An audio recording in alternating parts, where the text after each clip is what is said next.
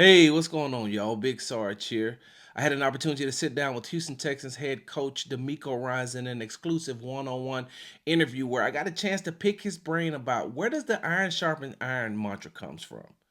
What does year two look like for DeMeco Ryans in this Houston Texans franchise?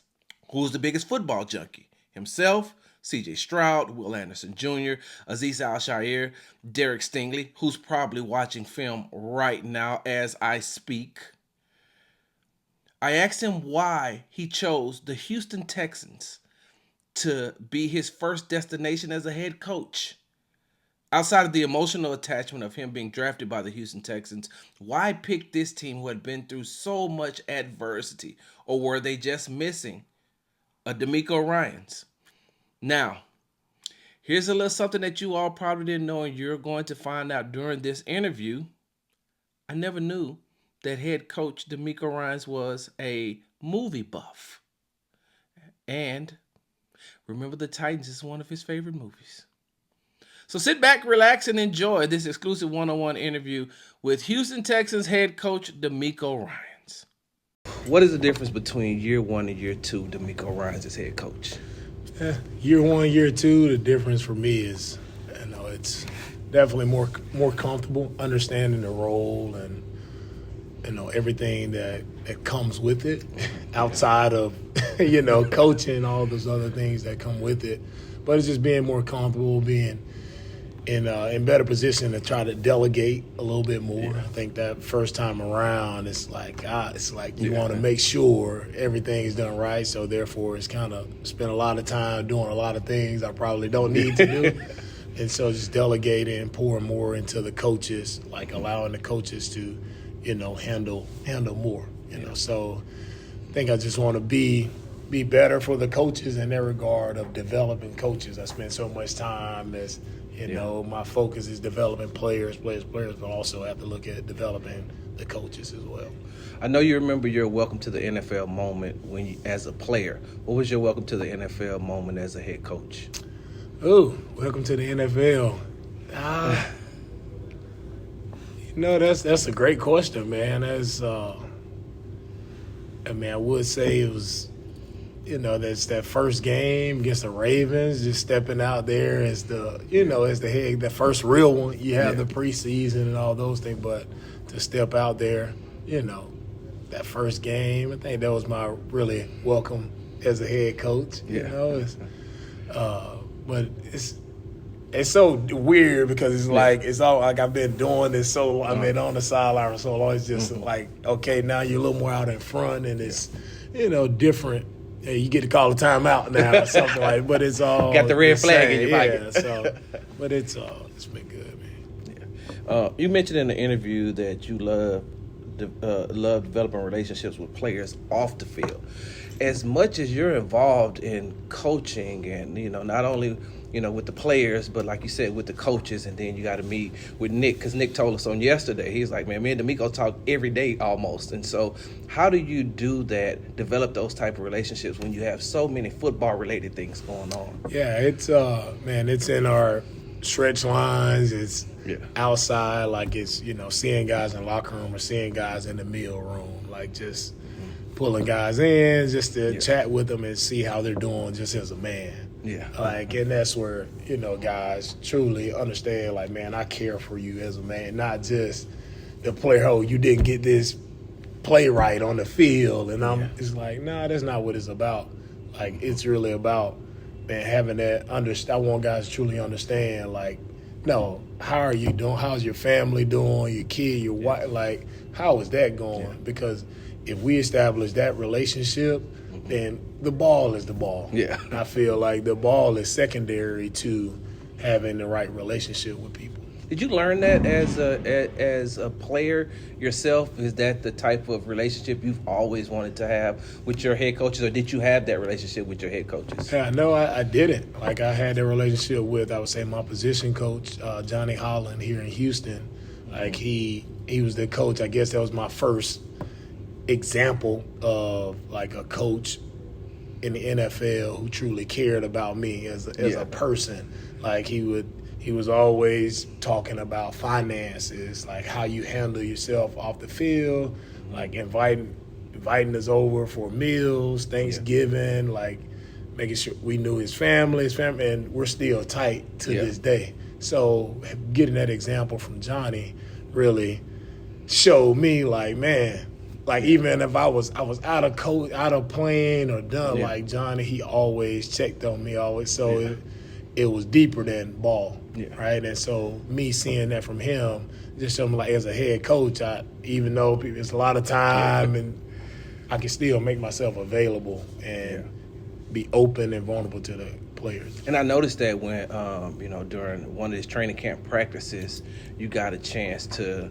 talk with Jeff Okuda, and you got a chance to, just embrace him and give him a hug. And especially, I know that meant a lot. I got a chance to speak with him when I did an interview with him. I got a chance to speak with him. He said that meant a lot to him, especially knowing where he came from and what he's been through, what his life has been like in the NFL so far. And he said to come here to have a fresh beginning, a new beginning.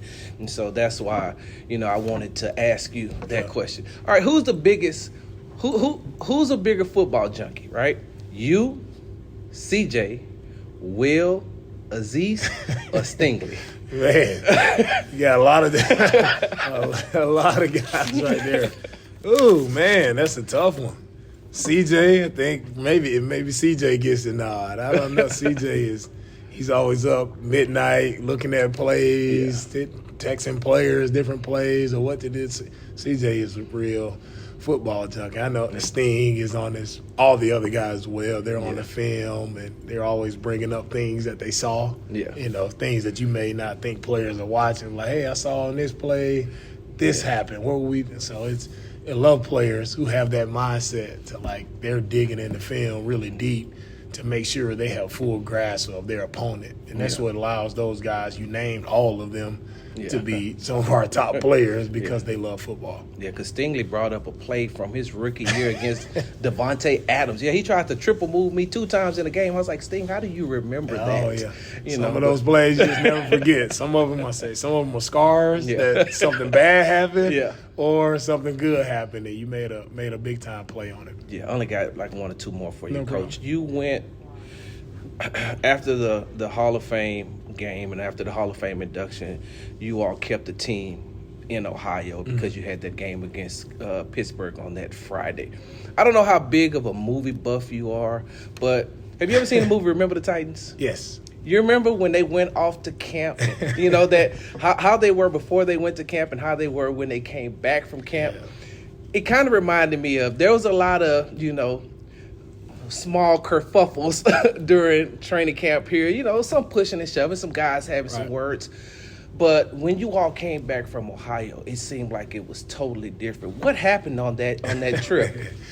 Oh, man. It's like Remember the Titans. We got – you understood, like, there's nobody else around. There was no – it eliminated all distractions, right? And similar to that movie, they got out of town, got away from all the distractions of what everybody else had going on and how they thought the world should be. But they come together as a team, and that's the beauty of sports, right? Any team sport, like, to be able to spend that quality time together, right? I think it forced our guys to dig deeper into their relationships and connecting, right, to truly understand one another. And when you're a tight team like that and you feel their relationship, you know more about that person, about that guy's family. You spend time eating with them, and you don't have to go to your car and rush off and go anywhere. Like, well, I can stay a little bit longer in the meal room. I can sit a little bit longer in the training room. We were watching the Olympics together, like everybody. So it's those moments that, like, man, we're all the same. Right, and that brought us tighter as a team, and I think that's why you see us come back. And not only tighter as a team, but we actually got better playing football, too. So it was some of the first practices of the camp where I was like, oh, that's how practice should look. Like, now it was clean on both sides. The ball is going where it should go. Let's see if those 2 guys can make a play. Like, it was not a lot of guys on the ground, not just sloppy play. So that's what it was. That's cool. That does take me back to Remember the Titans. Coach, when you were before you got this job, before you were hired here at Houston, you were one of the hottest head coaching candidates out there. You could basically pick and choose. And I know you've been asked this question multiple times, but you chose Houston. And I understand the emotional attachment as far as being a player here. Somebody, this team gave you your opportunity to play in the NFL.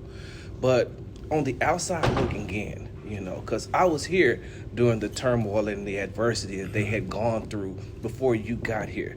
When you were on the outside looking in, what made you decide to say, like I say, outside of the emotional attachment, I'm going to go to Houston, a place where, I know that they have some talent there, but they maybe just need some restructuring and maybe just need a DeMeco Ryans?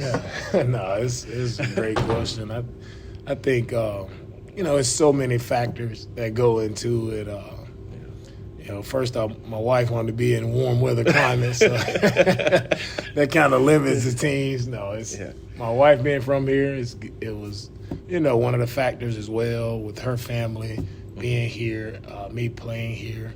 But it's outside of that, all my kids were born here. Yeah. Like outside of that, when I looked at just the ball piece of it, like you have a young team, like gonna get, of course, high draft picks, right? Where you can I can start to see like the rebuild happening, right? Because you had young pieces in Stingley and Harris and Pierce and Petrie. So you have these young guys. You got Laramie, who's the all-world left tackle, where everybody is trying to find that guy.